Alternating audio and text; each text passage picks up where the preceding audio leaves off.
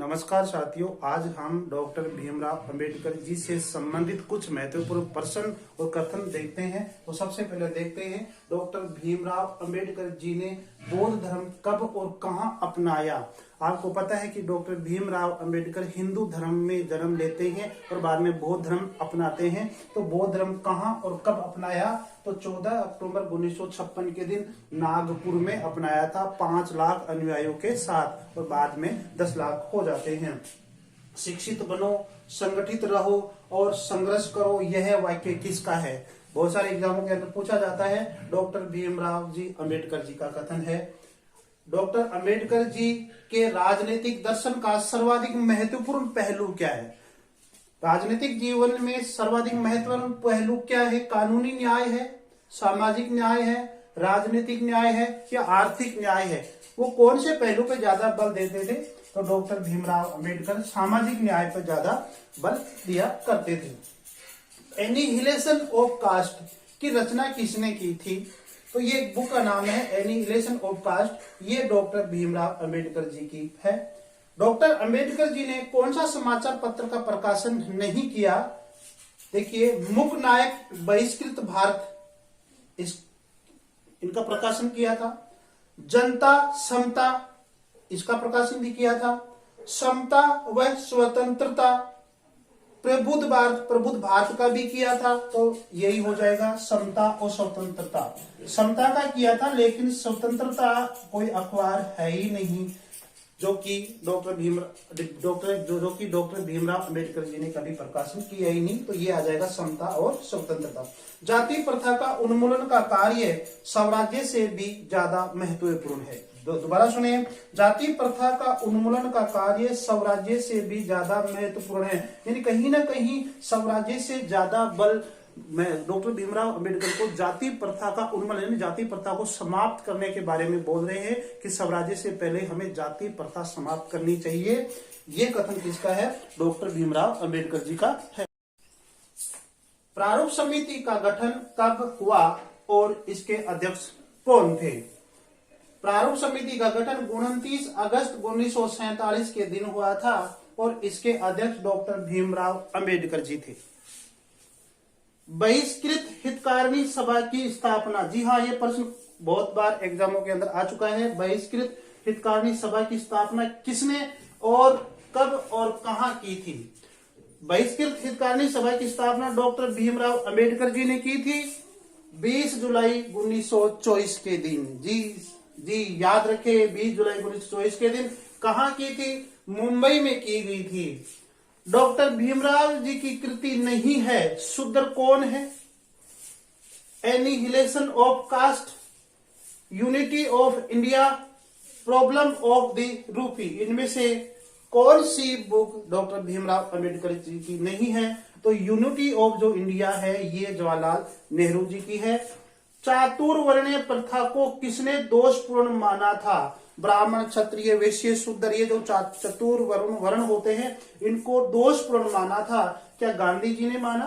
क्या अंबेडकर जी ने माना? क्या नेहरू जी ने माना? क्या इंदिरा गांधी ने माना? तो सही आंसर है अंबेडकर जी। जो ब्राह्मण, क्षत्रिय, वैश्य, जो शूद्र जो वर्ण होते हैं उनका दोषपूर्ण माना, उनका विरोध किया था हमेशा।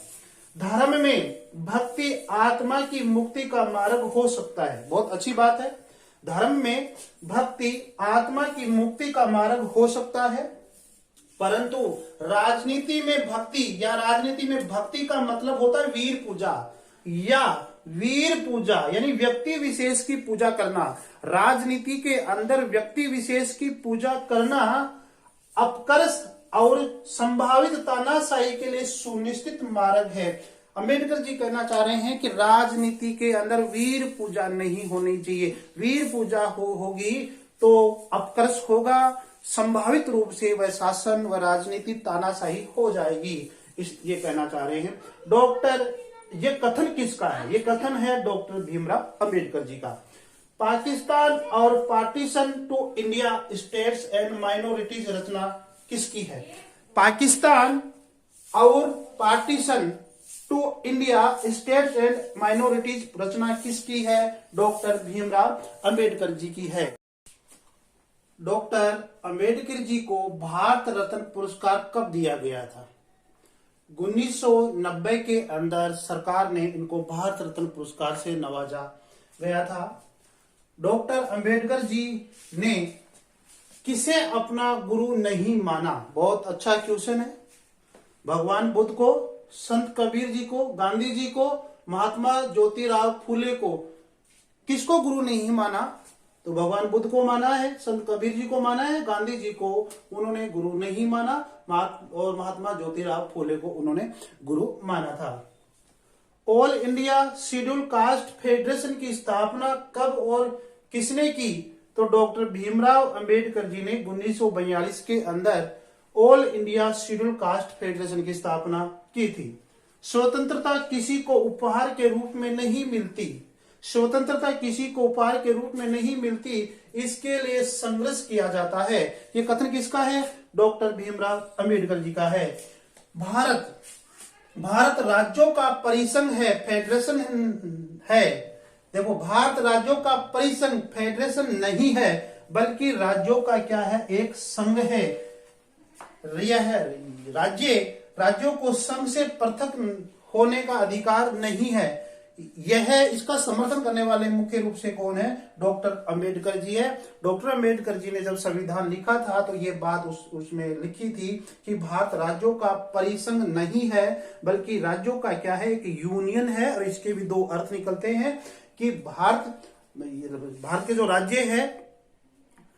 राज्य है वो संघ से अलग होने का अधिकार नहीं रखते हैं। अमेरिका के अंदर जो राज्य बने हुए हैं वो अलग से स्वतंत्र है और वहां के संघ से अलग होने का अधिकार भी वो रखते हैं। तो ये है। कांग्रेस शोषक व शोषितों की जमात है। यह जमात राजनीतिक स्वतंत्रता प्राप्त करने के ठीक हो सकती है, लेकिन समाज का नवीनीकरण करने के लिए तनिक भी ठीक नहीं है। यह कथन किसका है?